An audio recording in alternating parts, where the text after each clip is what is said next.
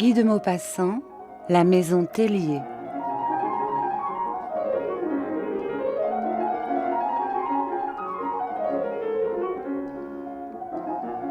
On allait là chaque soir vers 11h, comme au café, simplement.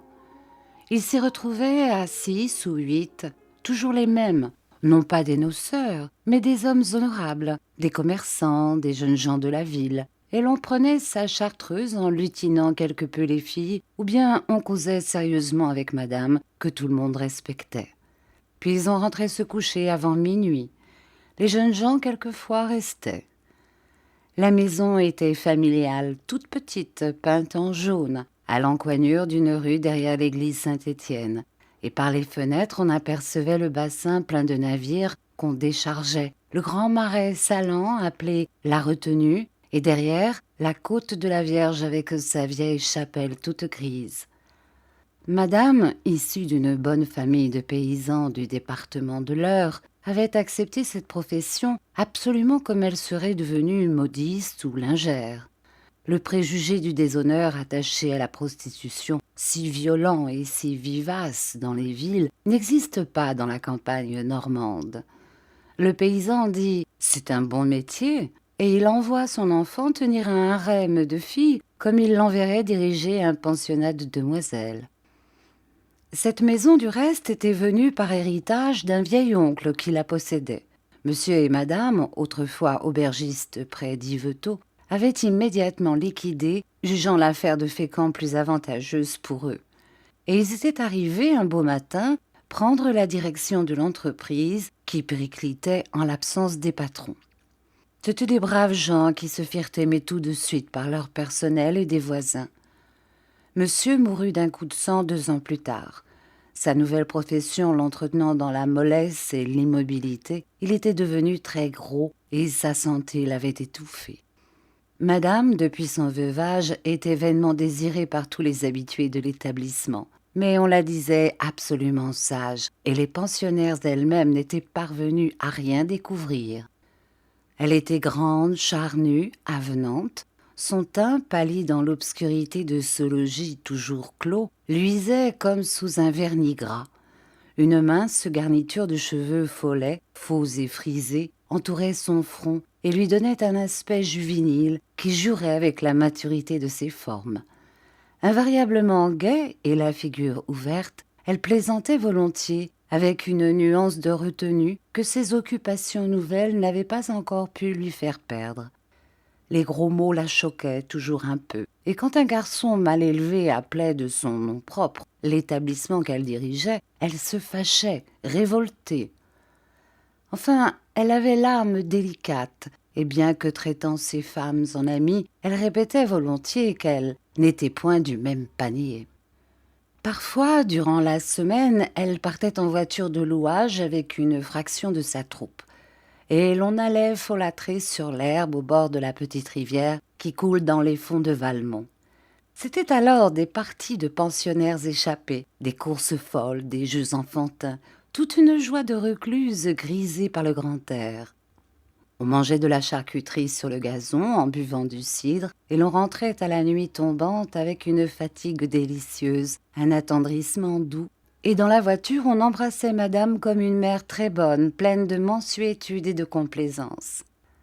La maison avait 2 entrées. À l'encoignure, une sorte de café borgne s'ouvrait le soir aux gens du peuple et aux matelots. 2 des personnes chargées du commerce spécial du lieu étaient particulièrement destinées aux besoins de cette partie de la clientèle. Elles servaient avec l'aide du garçon nommé Frédéric, un petit blond imberbe et fort comme un bœuf, les chopines de vin et les canettes sur les tables de marbre branlantes, et les bras jetés au cou des buveurs, assis en travers de leurs jambes, elles poussaient à la consommation. Les 3 autres dames, elles n'étaient que 5, formaient une sorte d'aristocratie et demeuraient réservées à la compagnie du premier, à moins pourtant qu'on eût besoin d'elles en bas et que le premier fût vide. Le salon de Jupiter où se réunissaient les bourgeois de l'endroit était tapissé de papier bleu et agrémenté d'un grand dessin représentant Léda étendue sous un cygne. On parvenait dans ce lieu au moyen d'un escalier tournant, terminé par une porte étroite, humble d'apparence, donnant sur la rue, et au-dessus de laquelle brillait toute la nuit, derrière un treillage, une petite lanterne comme celle qu'on allume encore en certaines villes au pied des madones encastrées dans les murs. Le bâtiment, humide et vieux, sentait légèrement le moisi. Par moments, un souffle d'eau de Cologne passait dans les couloirs, ou bien une porte entr'ouverte en bas faisait éclater dans toute la demeure comme une explosion de tonnerre. Les cris populaciers des hommes attablés au rez-de-chaussée et mettaient sur la figure des messieurs du premier une moue inquiète et dégoûtée. Madame, familière avec les clients, ses amis, ne quittait point le salon et s'intéressait aux rumeurs de la ville qui lui parvenaient par eux. Sa conversation grave faisait diversion aux propos sans suite des trois femmes. Elle était comme un repos dans le badinage polisson des particuliers ventrus qui se livraient chaque soir à cette débauche honnête et médiocre de boire un verre de liqueur en compagnie de filles publiques. Les trois dames du premier s'appelaient Fernande, Raphaël et Rosa Larosse. Le personnel étant restreint, on avait tâché que chacune d'elles fût comme un échantillon, un résumé de type féminin, afin que tout consommateur pût trouver là, à peu près du moins, la réalisation de son idéal. Fernande représentait la belle blonde, très grande, presque obèse, molle fille des champs, dont les taches de rousseur se refusaient à disparaître, et dont la chevelure filasse, écourtée, claire et sans couleur, pareille à du chanvre peigné, lui couvrait insuffisamment le crâne. Raphaël, une Marseillaise, roulure des ports de mer, jouait le rôle indispensable de la belle juive, maigre avec des pommettes saillantes plâtrées de rouge. Ses cheveux noirs, lustrés à la moelle de bœuf, formaient des crochets sur ses tempes. Ses yeux eussent paru beaux si le droit n'avait pas été marqué d'une raie. Son nez arqué tombait sur une mâchoire accentuée où deux dents neuves en haut faisaient tache à côté de celles du bas qui avaient pris en vieillissant une teinte foncée comme les bois anciens. Rosa Larosse, une petite boule de chair, tout en ventre, avec des jambes minuscules, chantait du matin au soir d'une voix éraillée, des couplets alternativement grivois ou sentimentaux, racontait des histoires interminables et insignifiantes, ne cessait de parler que pour manger et de manger que pour parler, remuait toujours, souple comme un écureuil, malgré sa graisse et l'exiguïté de ses pattes. Et son rire, une cascade de cris aigus, éclatait sans cesse de ci, de là, dans une chambre, au grenier, dans le café, partout, à propos de rien. Les deux femmes du rez-de-chaussée, Louise, surnommée Cocotte, et Flora, dite Balançoire, parce qu'elle boitait un peu, l'une toujours en liberté, avec une ceinture tricolore, l'autre en espagnol de fantaisie, avec des sequins de cuivre qui dansaient dans ses cheveux carottes à chacun de ses pas inégaux, avait l'air de fille de cuisine habillée pour un carnaval. Pareille à toutes les femmes du peuple, ni plus laides ni plus belles, vraies servantes d'auberge, on les désignait dans le port sous le sobriquet des deux pompes. Une paix jalouse mais rarement troublée régnait entre ces 5 femmes grâce à la sagesse conciliante de madame et à son intarissable bonne humeur. L'établissement, unique dans la petite ville, était assidûment fréquenté. Madame avait su lui donner une tenue si comme il faut. Elle se montrait si aimable, si prévenante envers tout le monde. Son bon cœur était si connu qu'une sorte de considération l'entourait. Les habitués faisaient des frais pour elle, triomphaient quand elle leur témoignait une amitié plus marquée. Et lorsqu'ils se rencontraient dans le jour pour leurs affaires, ils se disaient « À ce soir, vous savez, comme on se dit, au café, n'est-ce pas, après dîner ?» Enfin, la maison Tellier était une ressource, et rarement quelqu'un manquait au rendez-vous quotidien. Or, un soir, vers la fin du mois de mai, le premier arrivé, M. Poulain, marchand de bois et ancien maire, trouva la porte close. La petite lanterne derrière son treillage ne brillait point. Aucun bruit ne sortait du logis, qui semblait mort. Il frappa doucement d'abord, avec plus de force ensuite. Personne ne répondit. Alors il remonta la rue à petits pas, et comme il arrivait sur la place du marché, il rencontra M. Duvert, l'armateur, qui se rendaient au même endroit. Ils y retournèrent ensemble sans plus de succès. Mais un grand bruit éclata soudain tout près d'eux, et ayant tourné la maison, ils aperçurent un rassemblement de matelots anglais et français qui heurtaient à coups de poing les volets fermés du café. Les deux bourgeois aussitôt s'enfuirent pour n'être pas compromis, mais un léger « psst » les arrêta. C'était monsieur Tourneveau, le saleur de poissons, qui, les ayant reconnus, les hélait. Ils lui dirent la chose dont il fut d'autant plus affecté que lui, marié, père de famille et fort surveillé, ne venait là que le samedi. « Securitatis causa », disait-il, faisant allusion à une mesure de police sanitaire dont le docteur Borde, son ami, lui avait révélé les périodiques retours. C'était justement son soir, et il allait se trouver ainsi privé pour toute la semaine. Les trois hommes firent un grand crochet jusqu'au quai, trouvèrent en route le jeune monsieur Philippe, fils du banquier, un habitué, et monsieur Pimpès, le percepteur. Tous ensemble revinrent alors par la rue aux Juifs pour essayer une dernière tentative. Mais les matelots, exaspérés, faisaient le siège de la maison, jetaient des pierres, hurlaient, et les 5 clients du premier étage, rebroussant chemin le plus vite possible, se mirent à errer par les rues. Ils rencontrèrent encore M. Dupuis, l'agent d'assurance, puis M. Vasse, le juge au tribunal de commerce, et une longue promenade commença qui les conduisit à la jetée d'abord. Ils s'assirent en ligne sur le parapet de granit et regardèrent moutonner les flots. L'écume sur la crête des vagues faisait dans l'ombre des blancheurs lumineuses, éteintes presque aussitôt qu'apparues, et le bruit monotone de la mer brisant contre les rochers se prolongeait dans la nuit tout le long de la falaise.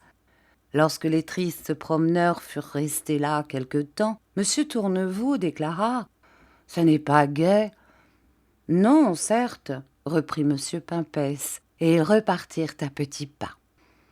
Après avoir longé la rue qui domine la côte et qu'on appelle sous le bois, ils revinrent par le pont de planches sur la retenue, passèrent près du chemin de fer et débouchèrent de nouveau place du marché, où une querelle commença tout à coup entre le percepteur, M. Pimpès, et le saleur, M. Tourneveau, à propos d'un champignon comestible que l'un d'eux affirmait avoir trouvé dans les environs. Les esprits étant aigris par l'ennui, on en serait peut-être venus aux voies de fait si les autres ne s'étaient interposés. M. Pimpès, furieux, se retira, et aussitôt une nouvelle altercation s'éleva entre l'ancien maire, M. Poulain, et l'agent d'assurance, M. Dupuis, au sujet des appointements du percepteur et des bénéfices qu'il voulait se créer. Les propos injurieux pleuvaient des deux côtés, quand une tempête de cris formidables se déchaîna, et la troupe des matelots, fatiguée d'attendre en vain devant une maison fermée, déboucha sur la place. Ils se tenaient par le bras, deux par deux, formant une longue procession, et ils vociféraient furieusement.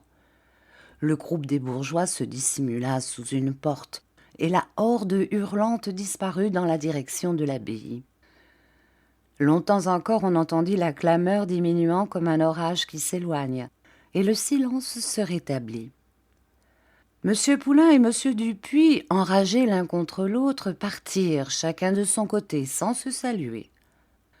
Les 4 autres se remirent en marche et redescendirent instinctivement vers l'établissement tellier. Il était toujours clos, muet, impénétrable. Un ivrogne tranquille et obstiné tapait des petits coups dans la devanture du café, puis s'arrêtait pour appeler à mi-voix le garçon Frédéric. Voyant qu'on ne lui répondait point, il prit le parti de s'asseoir sur la marche de la porte et d'attendre les événements. Les bourgeois allaient se retirer quand la bande tumultueuse des hommes du port parut au bout de la rue. Les matelots français braillaient la Marseillaise, les Anglais la Rule Britannia. Il y eut un ruement général contre les murs, puis le flot de brutes reprit son cours vers le quai, où une bataille éclata entre les marins des 2 nations.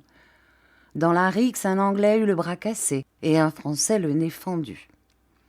L'ivrogne, qui était resté devant la porte, pleurait maintenant, comme pleurent les pochards ou les enfants contrariés.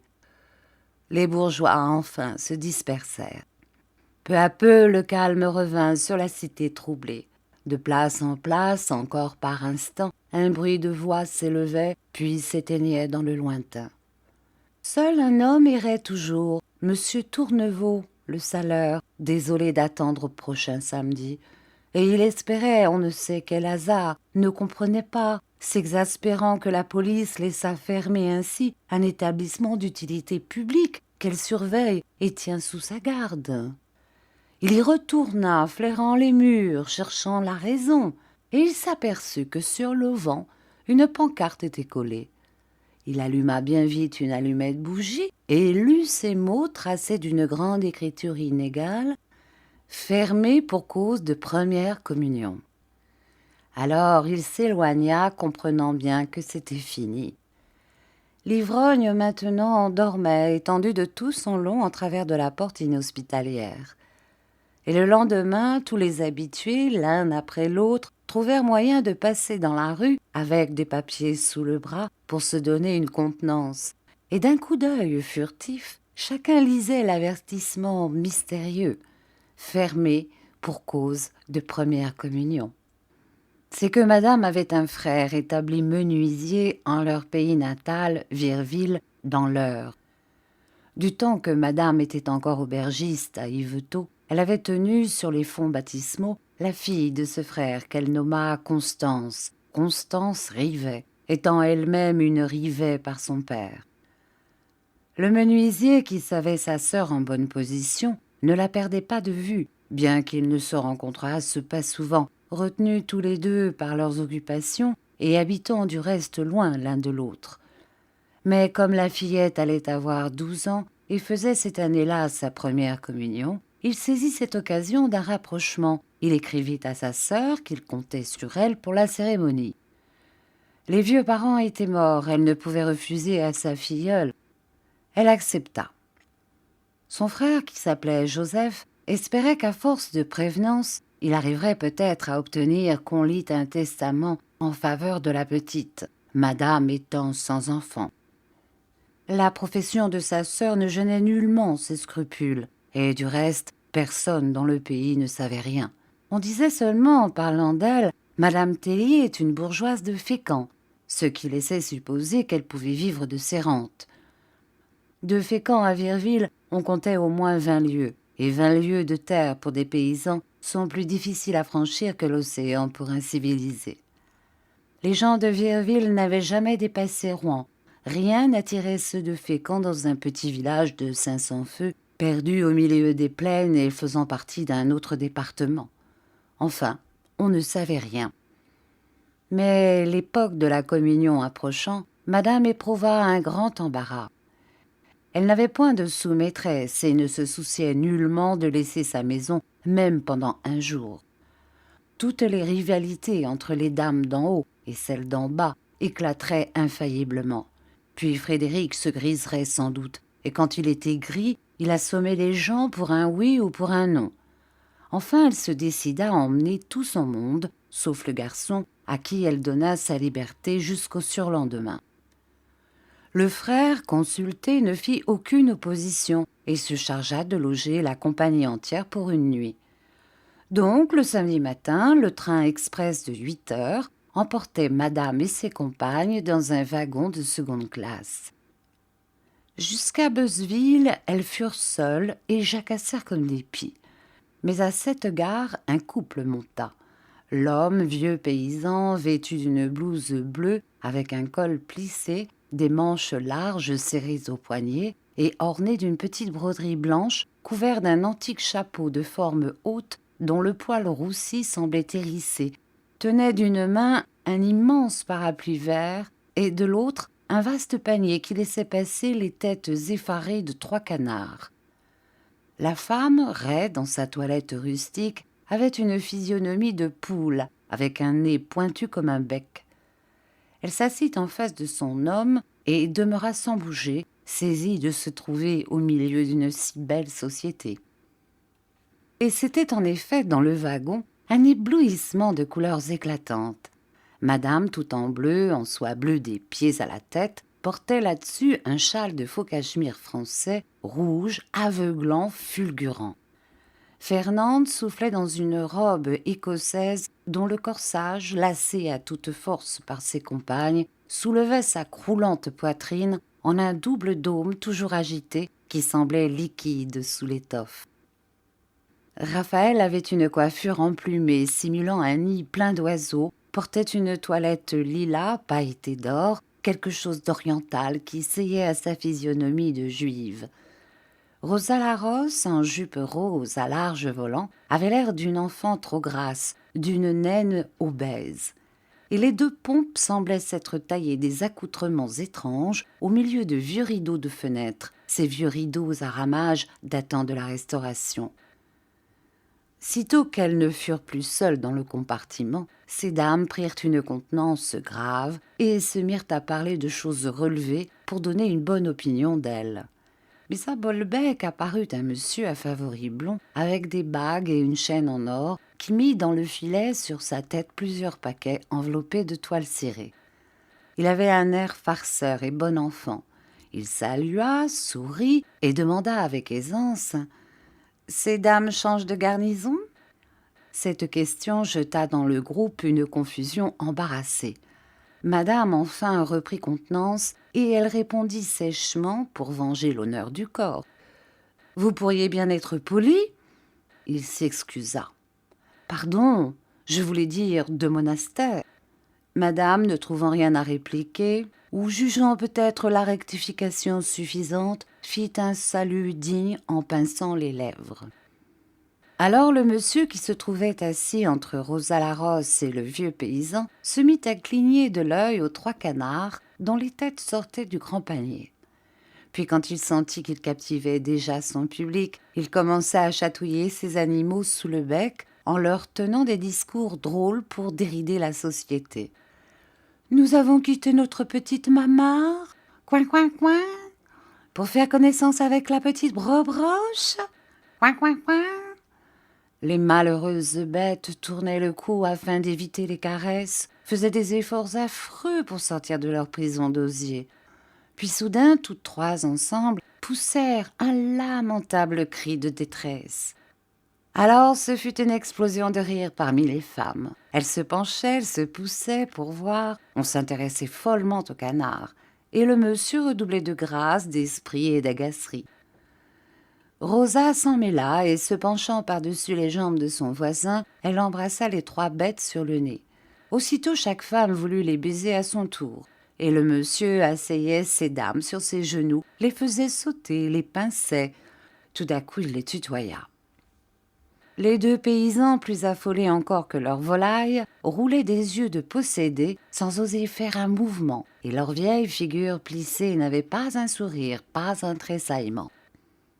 Alors le monsieur qui était commis voyageur offrit par farce des bretelles à ces dames, et s'emparant d'un de ses paquets, il l'ouvrit. C'était une ruse, le paquet contenait des jarretières. Il y en avait en soie bleue, en soie rose, en soie violette, en soie mauve, en soie ponçon, avec des boucles de métal formées par deux amours enlacés et dorés. Les filles poussèrent des cris de joie, puis examinèrent les échantillons, reprises par la gravité naturelle à toute femme qui tripote un objet de toilette. Elles se consultaient de l'œil ou d'un mot chuchoté, se répondaient d'eux-mêmes, et madame maniait avec envie une paire de jarretières orangées, plus larges, plus imposantes que les autres, de vraies jarretières de patronne. Le monsieur attendait, nourrissant une idée. « Allons, mes petites chattes, dit-il, il faut les essayer. » Ce fut une tempête d'exclamations, et elles serraient leurs jupes entre leurs jambes comme si elles eussent craint des violences. Lui, tranquille, attendait son heure. Il déclara « Vous ne voulez pas ? Je remballe. » Puis, finalement, « J'offrirai une paire, au choix, à celles qui feront l'essai. » Mais elles ne voulaient pas, très dignes, la taille redressée. Les deux pompes, cependant, semblaient si malheureuses qu'il leur renouvela la proposition. Flora Balançoire, surtout, torturée de désir, hésitait visiblement. Il la pressa. « Vas-y, ma fille, un peu de courage. Tiens, la paire lilas, elle ira bien avec ta toilette. » Alors elle se décida. et relevant sa robe, montra une forte jambe de vachère mal serrée en un bas grossier. Le monsieur, se baissant, accrocha la jarretière sous le genou d'abord, puis au-dessus, et il chatouillait doucement la fille pour lui faire pousser des petits cris avec de brusques tressaillements. Quand il eut fini, il donna la paire lilas et demanda « À qui le tour ?» Toutes ensemble s'écrièrent « À moi! À moi !» Il commença par Rosa la Rosse, qui découvrit une chose informe, toute ronde, sans cheville, un vrai boudin de jambes, comme disait Raphaël. Fernande fut complimentée par le commis voyageur qu'enthousiasmèrent ses puissantes colonnes. Les maigres tibias de la belle juive eurent moins de succès.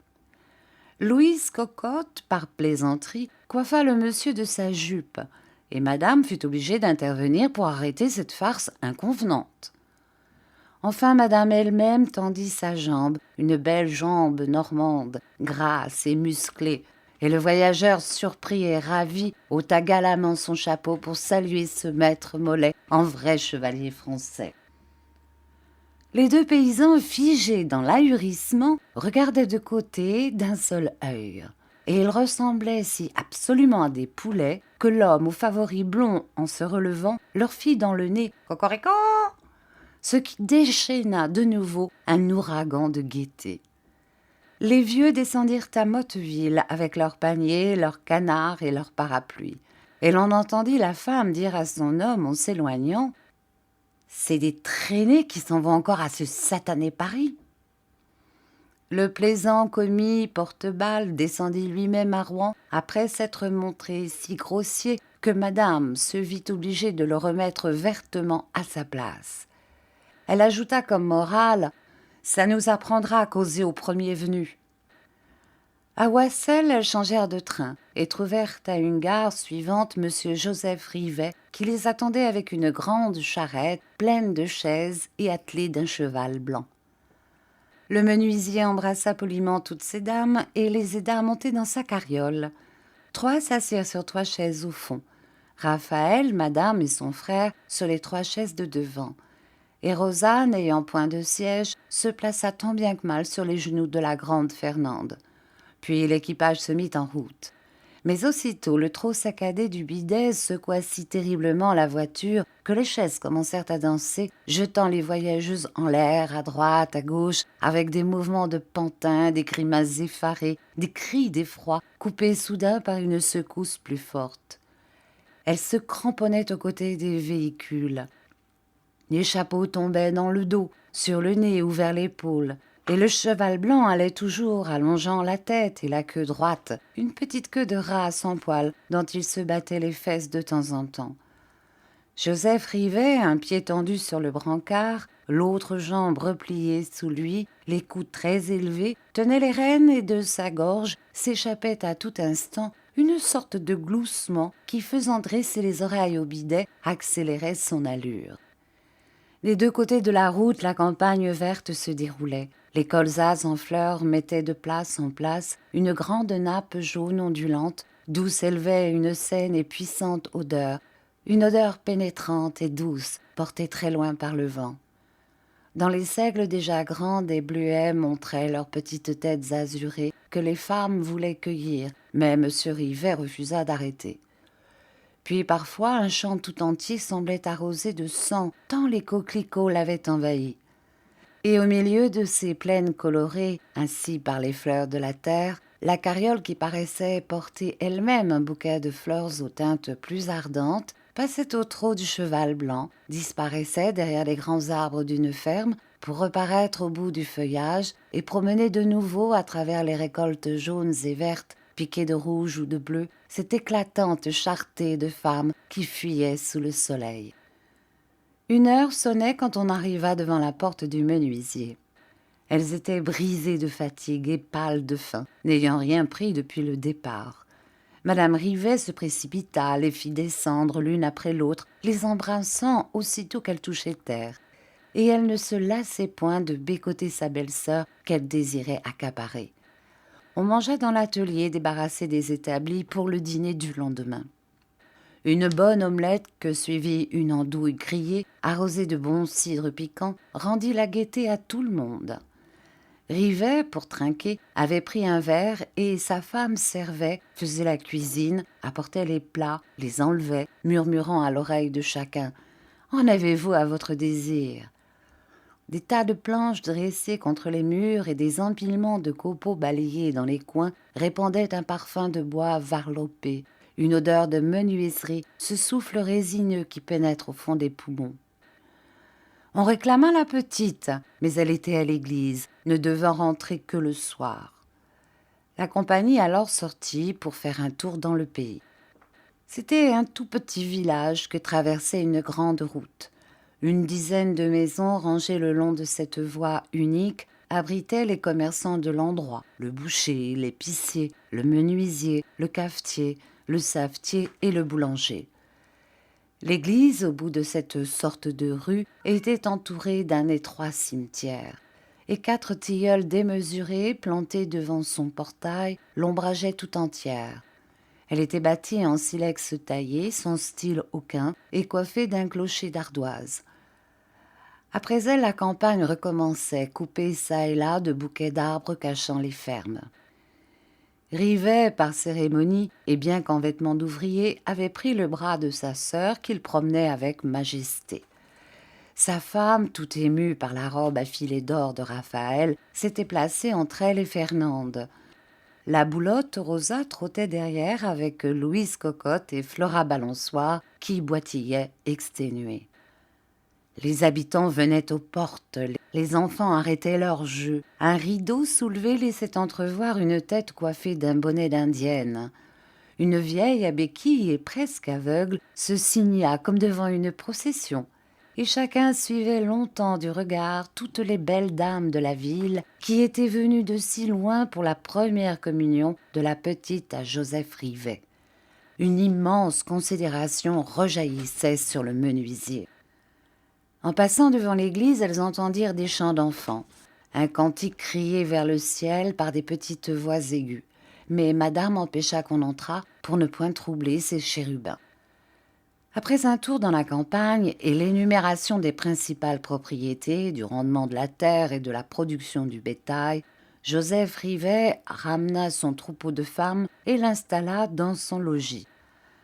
La place étant fort restreinte, on les avait répartis 2 par 2 dans les pièces. Rivet, pour cette fois, dormirait dans l'atelier sur les copeaux. Sa femme partagerait son lit avec sa belle-sœur, et dans la chambre à côté, Fernande et Raphaël reposeraient ensemble. Louise et Flora se trouvaient installées dans la cuisine sur un matelas jeté par terre, et Rosa occupait seule un petit cabinet noir au-dessus de l'escalier, contre l'entrée d'une soupente étroite où coucherait cette nuit-là la communiante. Lorsque rentra la petite fille, ce fut sur elle une pluie de baisers. Toutes les femmes la voulaient caresser, avec ce besoin d'expansion tendre, cette habitude professionnelle de chatterie qui, dans le wagon, les avait fait tout embrasser les canards. Chacune l'assit sur ses genoux, mania ses fins cheveux blonds, la serra dans ses bras en des élans d'affection véhémente et spontanée. L'enfant, bien sage, toute pénétrée de piété, comme fermée par l'absolution, se laissait faire, patiente et recueillie. La journée ayant été pénible pour tout le monde, on se coucha bien vite après dîner. Ce silence illimité des chants, qui semble presque religieux, enveloppait le petit village, un silence tranquille, pénétrant et large jusqu'aux astres. Les filles, accoutumées aux soirées tumultueuses du logis public, se sentaient émues par ce muet repos de la campagne endormie. Elles avaient des frissons sur la peau, non de froid, mais des frissons de solitude venus du cœur inquiet et troublé. Sitôt qu'elles furent en leur lit, 2 par 2, elles s'étreignirent comme pour se défendre contre cet envahissement du calme et profond sommeil de la terre. Mais Rosa Larose, seule, en son cabinet noir, et peu habituée à dormir les bras vides, se sentit saisie par une émotion vague et pénible. Elle se retournait sur sa couche, ne pouvant obtenir le sommeil, quand elle entendit derrière la cloison de bois contre sa tête de faibles sanglots, comme ceux d'un enfant qui pleure. Effrayée, elle appela faiblement, et une petite voix entrecoupée lui répondit. C'était la fillette qui, couchant toujours dans la chambre de sa mère, avait peur en sa soupente étroite. Rosa, ravie, se leva et doucement, pour ne réveiller personne, alla chercher l'enfant. Elle l'amena dans son lit bien chaud, la pressa contre sa poitrine en l'embrassant, la dorlota, l'enveloppa de sa tendresse aux manifestations exagérées, puis, calmée elle-même, s'endormit. Et jusqu'au jour la communiante reposa son front sur le sein nu de la prostituée.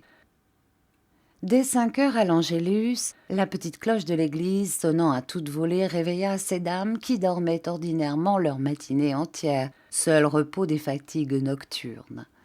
Les paysans dans le village étaient déjà debout.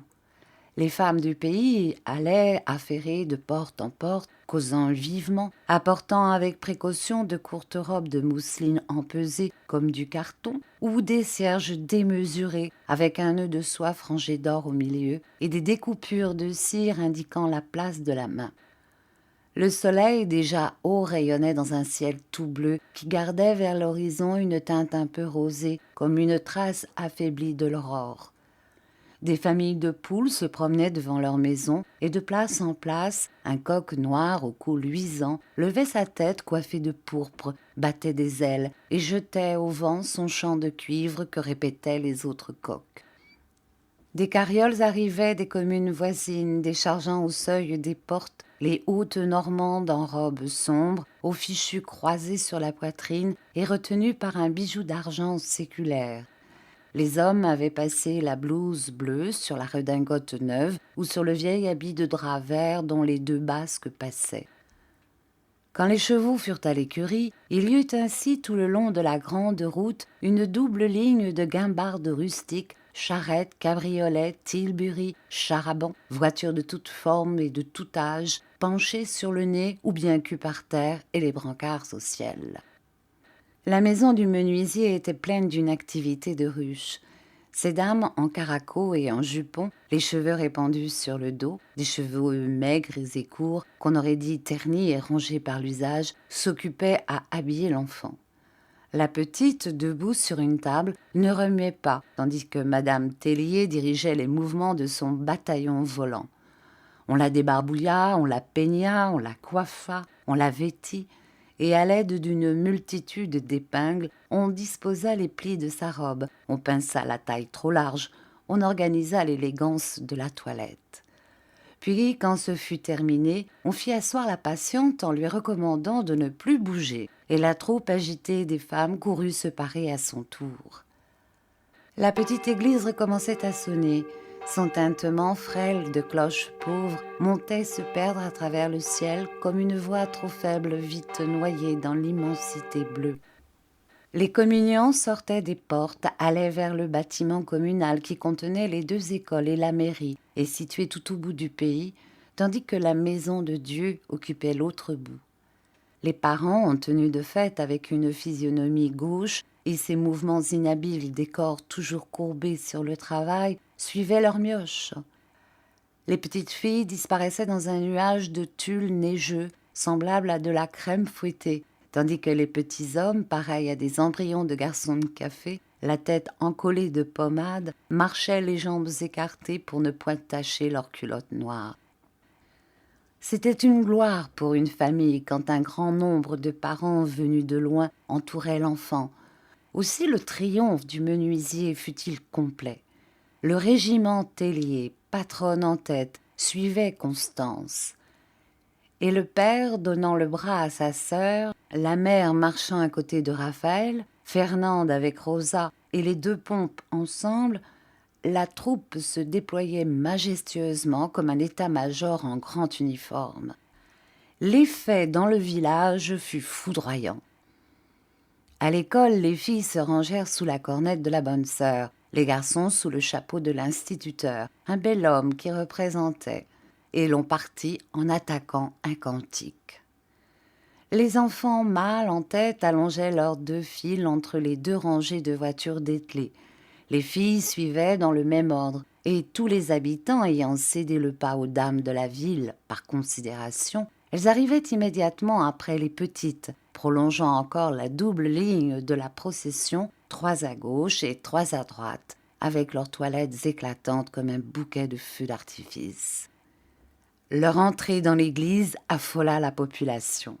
On se pressait, on se retournait, on se poussait pour les voir. Et les dévotes parlaient presque haut, stupéfaites par le spectacle de ces dames plus chamarrées que les chasubles des chantres. Le maire offrit son banc, le premier banc à droite auprès du chœur, et madame Tellier y prit place avec sa belle-sœur, Fernande et Raphaël. Rosa Larousse et les deux pompes occupèrent le second banc en compagnie du menuisier. Le chœur de l'église était plein d'enfants à genoux, filles d'un côté, garçons de l'autre, et les longs cierges qu'ils tenaient en main semblaient des lances inclinées en tous sens. Devant le lutrin, 3 hommes debout chantaient d'une voix pleine. Ils prolongeaient indéfiniment les syllabes du latin sonore, éternisant les amen avec des ah indéfinis que le serpent soutenait de sa note monotone, poussée sans fin, mugie par l'instrument de cuivre à large gueule. La voix pointue d'un enfant donnait la réplique, et de temps en temps un prêtre, assis dans une stalle et coiffé d'une barrette carrée, se levait, bredouillant quelque chose, et s'asseyait de nouveau, tandis que les 3 chantres repartaient, l'œil fixé sur le gros livre de plein champ ouvert devant eux et porté par les ailes déployées d'un aigle de bois monté sur pivot. Puis un silence se fit. Toute l'assistance, d'un seul mouvement, se mit à genoux, et l'officiant parut, vieux, vénérable, avec des cheveux blancs, inclinés sur le calice qu'il portait de sa main gauche. Devant lui marchaient les 2 servants en robe rouge, et derrière apparut une foule de chantres à gros souliers qui s'alignèrent des 2 côtés du chœur. Une petite clochette tinta au milieu du grand silence. L'office divin commençait. Le prêtre circulait lentement devant le tabernacle d'or, faisant des génuflexions, psalmodiait de sa voix cassée, chevrotante de vieillesse, les prières préparatoires. Aussitôt qu'il s'était tu, tous les chantres et le serpent éclataient d'un seul coup, et des hommes aussi chantaient dans l'église, d'une voix moins forte, plus humble, comme doivent chanter les assistants. Soudain, le Kyrie eleison jaillit vers le ciel, poussé par toutes les poitrines et tous les cœurs. Des grains de poussière et des fragments de bois vermoulu tombèrent même de la voûte ancienne, secoués par cette explosion de cris. Le soleil qui frappait sur les ardoises du toit faisait une fournaise de la petite église, et une grande émotion, une attente anxieuse, les approches de l'ineffable mystère étreignaient le cœur des enfants, serraient la gorge de leur mère. Le prêtre, qui s'était assis quelque temps, remonta vers l'autel, et tête nue, couvert de ses cheveux d'argent avec des gestes tremblants, il approchait de l'acte surnaturel. Il se tourna vers les fidèles et les mains tendues vers eux, prononça « Orate fratres » »« Priez, mes frères ». Ils priaient tous. Le vieux curé balbutiait maintenant tout bas les paroles mystérieuses et suprêmes. La clochette tintait coup sur coup. La foule prosternée appelait Dieu. Les enfants défaillaient d'une anxiété démesurée. C'est alors que Rosa, le front dans ses mains, se rappela tout à coup sa mère, l'église de son village, sa première communion. Elle se crut revenue à ce jour-là, quand elle était si petite, toute noyée en sa robe blanche, et elle se mit à pleurer. Elle pleura doucement d'abord. Les larmes lentes sortaient de ses paupières, puis avec ses souvenirs, son émotion grandit, et le cou gonflé, la poitrine battante, elle sanglota. Elle avait tiré son mouchoir, s'essuyait les yeux, se tamponnait le nez et la bouche pour ne point crier. Ce fut en vain. Une espèce de râle sortit de sa gorge, et 2 autres soupirs profonds, déchirants, lui répondirent. Car ses 2 voisines, abattues près d'elle, Louise et Flora, étreintes des mêmes souvenances lointaines, gémissaient aussi avec des torrents de larmes. Mais comme les larmes sont contagieuses, madame à son tour sentit bientôt ses paupières humides, et se tournant vers sa belle-sœur, elle vit que tout son banc pleurait aussi. Le prêtre engendrait le corps de Dieu. Les enfants n'avaient plus de pensée, jetés sur les dalles par une espèce de peur dévote, et dans l'église, de place en place, une femme, une mère, une sœur, saisie par l'étrange sympathie des émotions poignantes, bouleversée aussi par ces belles dames à genoux que secouaient des frissons et des hoquets, trempait son mouchoir d'indienne à carreaux et de la main gauche pressait violemment son cœur bondissant.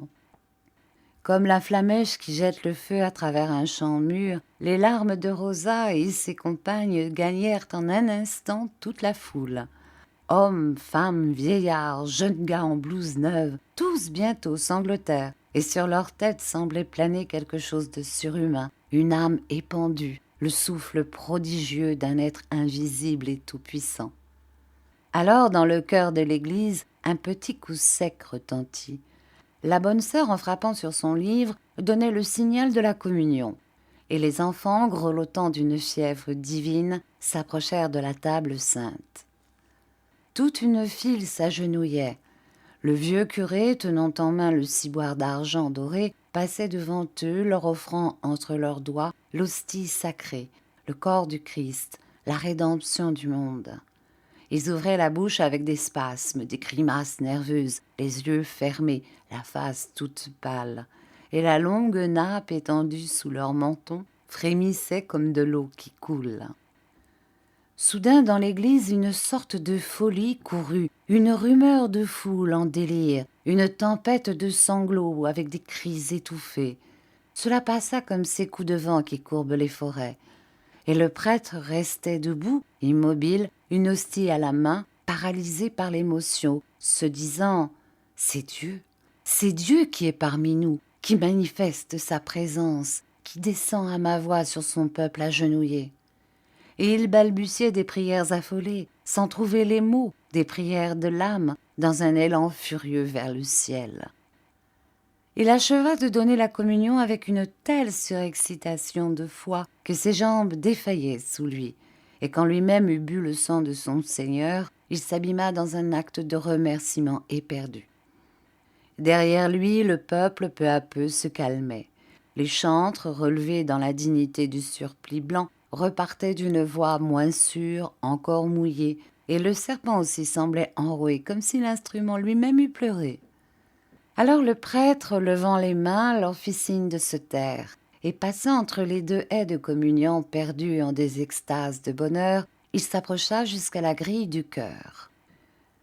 L'assemblée s'était assise au milieu d'un bruit de chaises, et tout le monde à présent se mouchait avec force. Dès qu'on aperçut le curé, on fit silence, et il commença à parler d'un ton très bas, hésitant, voilé. « Mes chers frères, mes chères sœurs, mes enfants, je vous remercie du fond du cœur. Vous venez de me donner la plus grande joie de ma vie. J'ai senti Dieu qui descendait sur nous à mon appel. Il est venu, il était là, présent, qui emplissait vos âmes, faisait déborder vos yeux. Je suis le plus vieux prêtre du diocèse. J'en suis aussi aujourd'hui le plus heureux. Un miracle s'est fait parmi nous, un vrai, un grand, un sublime miracle.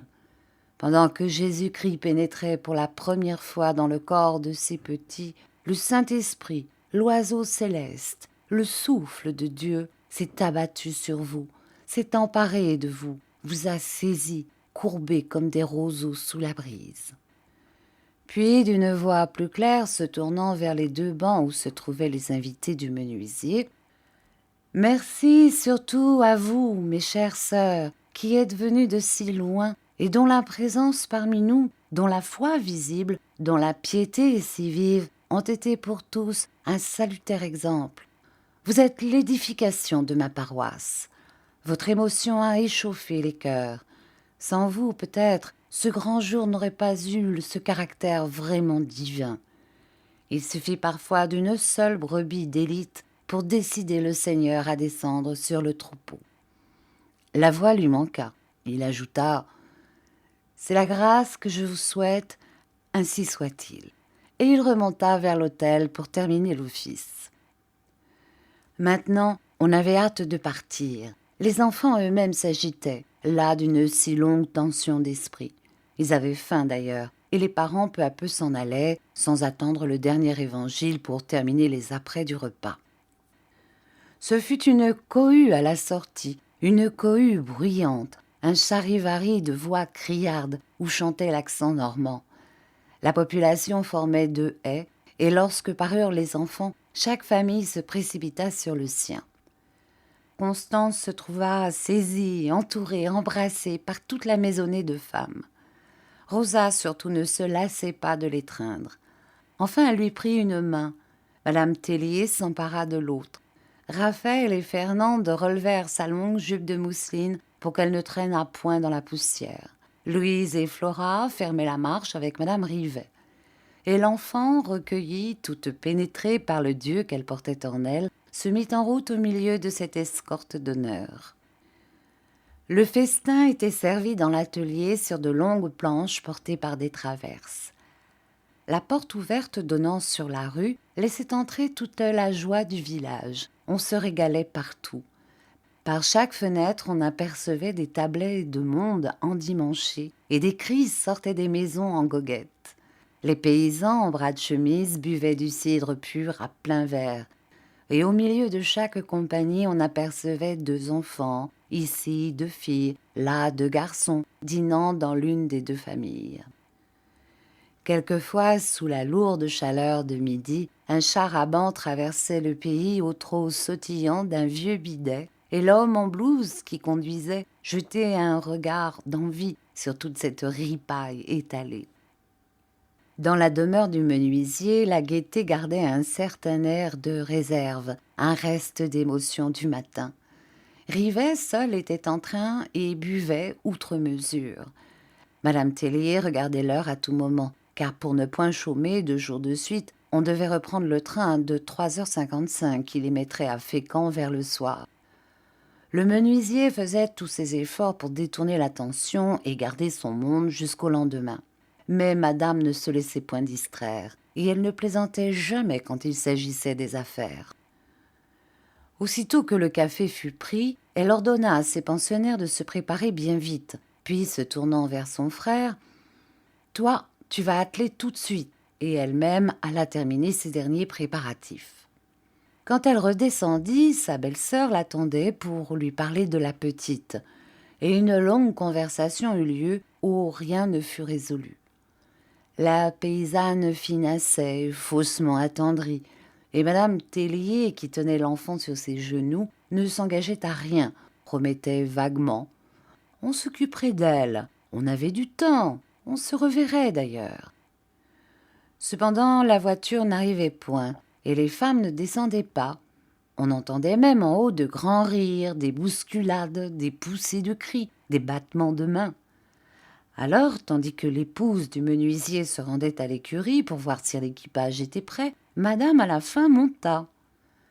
Rivet, très pochard et à moitié dévêtu, essayait mais en vain de violenter Rosa qui défaillait de rire. Les 2 pompes le retenaient par les bras et tentaient de le calmer, choqués de cette scène après la cérémonie du matin. Mais Raphaël et Fernande l'excitaient, tordus de gaieté, se tenant les côtes.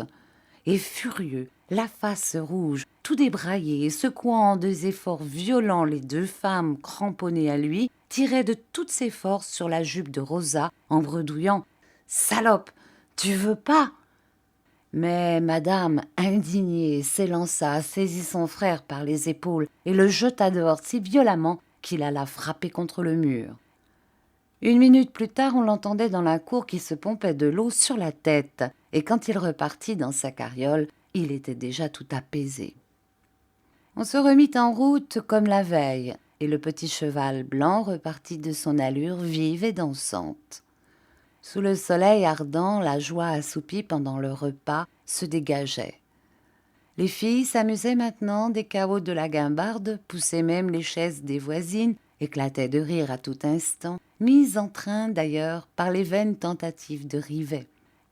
Une lumière folle emplissait les champs, une lumière miroitant aux yeux, et les roues soulevaient 2 sillons de poussière qui voltigeaient longtemps derrière la voiture sur la grande route.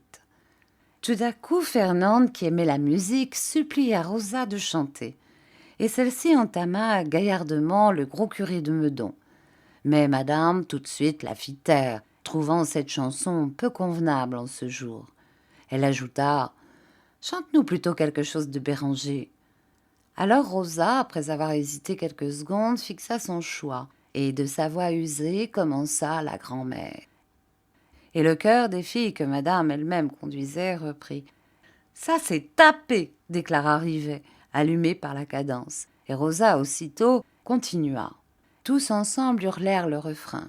Et Rivet tapait du pied sur son brancard, battait la mesure avec les rênes sur le dos du bidet blanc, qui, comme s'il eût été lui-même enlevé par l'entrain du rythme, prit le galop. Un galop de tempête, précipitant ces dames en tas les unes sur les autres dans le fond de la voiture. Elles se relevèrent en riant comme des folles. Et la chanson continua, braillée à tue-tête à travers la campagne, sous le ciel brûlant, au milieu des récoltes mûrissantes, au train enragé du petit cheval qui s'emballait maintenant à tous les retours du refrain et piquait chaque fois ses 100 mètres de galop à la grande joie des voyageurs. De place en place, quelques casseurs de cailloux se redressaient et regardaient à travers son loup de fil de fer cette carriole enragée et hurlante emportée dans la poussière. Quand on descendit devant la gare, le menuisier s'attendrit. « C'est dommage que vous partiez, on aurait bien rigolé. » Madame lui répondit sensément. « Toute chose a son temps, et on ne peut pas s'amuser toujours. » Alors, une idée illumina l'esprit de Rivet. « Tiens, dit-il, j'irai vous voir à Fécamp le mois prochain. » Et il regarda Rosa d'un air rusé, avec un œil brillant et polisson. « Allons, conclut madame, il faut être sage. Tu viendras si tu veux, mais tu ne feras point de bêtises. » Il ne répondit pas, et comme on entendait siffler le train, il se mit immédiatement à embrasser tout le monde. Quand ce fut au tour de Rosa, il s'acharna à trouver sa bouche, que celle-ci, riant derrière ses lèvres fermées, lui dérobait chaque fois par un rapide mouvement de côté. Il la tenait en ses bras, mais il n'en pouvait venir à bout, gêné par son grand fouet qu'il avait gardé à sa main et que dans ses efforts il agitait désespérément derrière le dos de la fille. « Les voyageurs pour Rouen en voiture !» cria l'employé. Elles montèrent. Un mince coup de sifflet partit, répété tout de suite par le sifflement puissant de la machine qui cracha bruyamment son premier jet de vapeur pendant que les roues commençaient à tourner un peu avec un effort visible. Rivet, quittant l'intérieur de la gare, courut à la barrière pour voir encore une fois Rosa. Et comme le wagon plein de cette marchandise humaine passait devant lui, il se mit à claquer son fouet en sautant et chantant de toutes ses forces. « Combien je regrette mon bras si dodu, ma jambe bien faite et le temps perdu !» Puis il regarda s'éloigner un mouchoir blanc qu'on agitait. Elles dormirent jusqu'à l'arrivée du sommeil paisible des consciences satisfaites. Et quand elles rentrèrent au logis, rafraîchies, reposées pour la besogne de chaque soir, madame ne put s'empêcher de dire « C'est égal, il m'ennuyait déjà de la maison. » On soupa vite, puis quand on eut repris le costume de combat, on attendit les clients habituels. Et la petite lanterne allumée, la petite lanterne de Madone, indiquait aux passants que dans la bergerie, le troupeau était revenu. En un clin d'œil, la nouvelle se répandit. On ne sait comment, on ne sait par qui. Monsieur Philippe, le fils du banquier, poussa même la complaisance jusqu'à prévenir par un express Monsieur Tourneveau, emprisonné dans sa famille. Le saleur avait justement chaque dimanche plusieurs cousins à dîner, et l'on prenait le café quand un homme se présenta avec une lettre à la main. Monsieur Tourneveau, très ému, rompit l'enveloppe et devint pâle. Il n'y avait que ces mots tracés au crayon. « Chargement de morue retrouvé. Navire entré au port, bonne affaire pour vous. Venez vite. » Il fouilla dans ses poches, donna 20 centimes au porteur, et rougissant soudain jusqu'aux oreilles, « Il faut, dit-il, que je sorte. » Et il tendit à sa femme le billet laconique et mystérieux. Il sonna, puis lorsque parut la bonne, « Mon pardessus, vite, vite, et mon chapeau !» À peine dans la rue, il se mit à courir en sifflant un air, et le chemin lui parut 2 fois plus long tant son impatience était vive. L'établissement hôtelier avait un air de fête. Au rez-de-chaussée, les voix tapageuses des hommes du port faisaient un assourdissant vacarme. Louise et Flora ne savaient à qui répondre, buvaient avec l'un, buvaient avec l'autre, méritaient mieux que jamais leur sobriquet des 2 pompes. On les appelait partout à la fois, elles ne pouvaient déjà suffire à la besogne, et la nuit pour elles s'annonçait laborieuse. Le cénacle du premier fut au complet dès 9 heures. Monsieur Vasse, le juge au tribunal de commerce, le soupirant attitré, mais platonique, de madame, causait tout bas avec elle dans un coin, et ils souriaient tous les deux comme si une entente était près de se faire. Monsieur Poulain, l'ancien maire, tenait Rosa à cheval sur ses jambes, et elle, nez à nez avec lui, promenait ses mains courtes dans les favoris blancs du bonhomme. Un bout de cuisse nue passait sous la jupe de soie jaune relevée, coupant le drap noir du pantalon, et les bas rouges étaient serrés par une jarretière bleue, cadeau du commis voyageur. La grande Fernande, étendue sur le sofa, avait les 2 pieds sur le ventre de monsieur Pimpès, le percepteur, et le torse sur le gilet du jeune monsieur Philippe, dont elle accrochait le cou de sa main droite, tandis que de la gauche elle tenait une cigarette. Raphaël semblait en pourparler avec monsieur Dupuis, l'agent d'assurance, et elle termina l'entretien par ces mots « Oui, mon chéri, ce soir je veux bien ». Puis, faisant seule un tour de valse rapide à travers le salon, « Ce soir, tout ce qu'on voudra », cria-t-elle. La porte s'ouvrit brusquement, et monsieur Tourneveau parut. Des cris d'enthousiasme éclatèrent. « Vive Tourneveau !» Et Raphaël, qui pivotait toujours, alla tomber sur son cœur. Il la saisit d'un enlacement formidable, et sans dire un mot, l'enlevant de terre comme une plume, il traversa le salon, gagna la porte du fond, et disparut dans l'escalier des chambres avec son fardeau vivant, au milieu des applaudissements. Rosa, qui allumait l'ancien maire, l'embrassant coup sur coup et tirant sur ses 2 favoris en même temps pour maintenir droite sa tête, profita de l'exemple. « Allons, fais comme lui !» dit-elle. Alors le bonhomme se leva et, rajustant son gilet, suivit la fille en fouillant dans la poche où dormait son argent. Fernande et madame restèrent seuls avec les 4 hommes, et monsieur Philippe s'écria « Je paie du champagne. Madame Tellier, envoyez chercher 3 bouteilles. » Alors Fernande, l'étreignant, lui demanda dans l'oreille « Fais-nous danser, dis, tu veux ?» Il se leva et, s'asseyant devant l'épinette séculaire endormie en un coin, fit sortir une valse enroulée, larmoyante, du ventre geignant de la machine. La grande fille enlaça le percepteur. Madame s'abandonna au bras de monsieur Vasse, et les 2 couples tournèrent en échangeant des baisers. Monsieur Vasse, qui avait jadis dansé dans le monde, faisait des grâces, et madame le regardait d'un œil captivé, de cet œil qui répond « oui », un oui plus discret et plus délicieux qu'une parole. Frédéric apporta le champagne. Le premier bouchon partit, et monsieur Philippe exécuta l'invitation d'un quadrille. Les 4 danseurs le marchèrent à la façon mondaine, convenablement, dignement, avec des manières, des inclinations et des saluts. Après quoi, l'on se mit à boire. Alors monsieur Tourneveau reparut, satisfait, soulagé, radieux. Il s'écria « Je ne sais pas ce qu'a Raphaël, mais elle est parfaite ce soir. » Puis, comme on lui tendait un verre, il le vida d'un trait en murmurant « Bigre, rien que ça de luxe !» Sur-le-champ, monsieur Philippe entama une polka vive, et monsieur Tourneveau s'élança avec la belle juive qu'il tenait en l'air, sans laisser ses pieds toucher terre. Monsieur Pimpès et monsieur Vasse étaient repartis d'un nouvel élan. De temps en temps, un des couples s'arrêtait près de la cheminée pour lamper une flûte de vin mousseux. Et cette danse menaçait de s'éterniser quand Rosa entr'ouvrit la porte avec un bougeoir à la main. Elle était en cheveux, en savate, en chemise, toute animée, toute rouge. « Je veux danser !» cria-t-elle. Raphaël demanda « Et ton vieux ?» Rosa s'esclaffa. « Lui, il dort déjà, il dort tout de suite. » Elle saisit Monsieur Dupuis, resté sans emploi sur le divan, et la polka recommença. Mais les bouteilles étaient vides.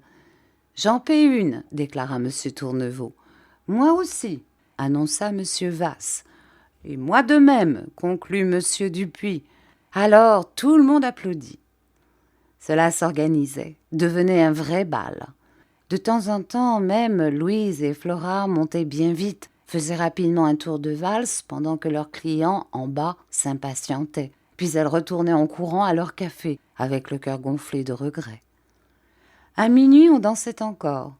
Parfois, une des filles disparaissait, et quand on la cherchait pour faire un vis-à-vis, on s'apercevait tout d'un coup qu'un des hommes aussi manquait.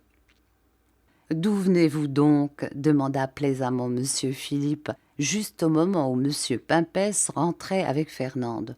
« De voir dormir Monsieur Poulain, » répondit le percepteur. Le mot eut un succès énorme, et tous, à tour de rôle, montaient voir dormir Monsieur Poulain, avec l'une ou l'autre des demoiselles qui se montrèrent cette nuit-là d'une complaisance inconcevable. Madame fermait les yeux, et elle avait dans les coins de longs apartés avec Monsieur Vasse, comme pour régler les derniers détails d'une affaire entendue déjà. Enfin, à 1 heure, les 2 hommes mariés, Monsieur Tourneveau et Monsieur Pimpès, déclarèrent qu'ils se retiraient et voulurent régler leur compte. On ne compta que le champagne, et encore à 6 francs la bouteille au lieu de 10 francs, prix ordinaire. Et comme ils s'étonnaient de cette générosité, Madame, radieuse, leur répondit « Ça n'est pas tous les jours fête ».